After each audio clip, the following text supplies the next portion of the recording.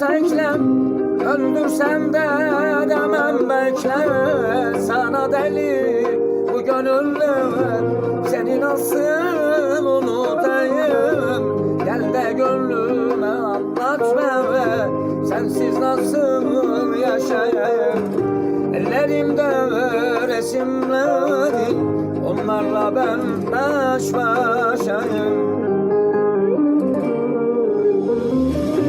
Gönül yaram senden başa, yok ki çare deva bulam. Senden gayrı sevemem ki, gitme benden sensiz duramam. Aşkım tadı kalmaz sensiz, başka dağlar sessiz sessiz.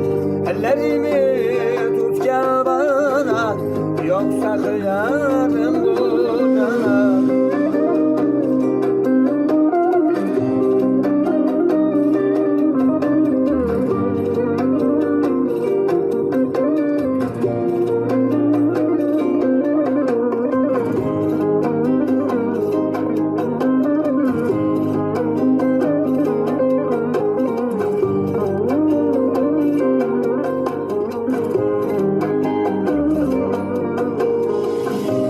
Aylar değil yıllar geçse, beklerim ben aynı yerde. Gelecek değilsin sen de, buna nasıl dayanayım?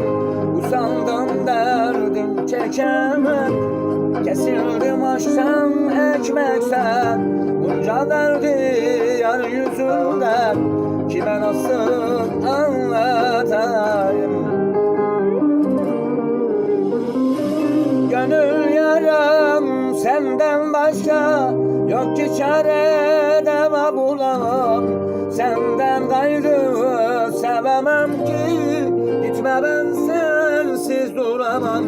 Aşkın tadı kalmaz sensiz, başka dağlar sessiz sessiz. Ellerimi tut gel bana, yoksa kıyarım bu cana. Gönül yaram senden başka, yok ki çarem deva bulam. Senden gayrı sevemem ki, gitme benden uzaklara.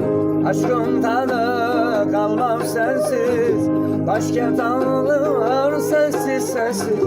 Ellerimi tut gel bana, yoksa kıyarım bu cana.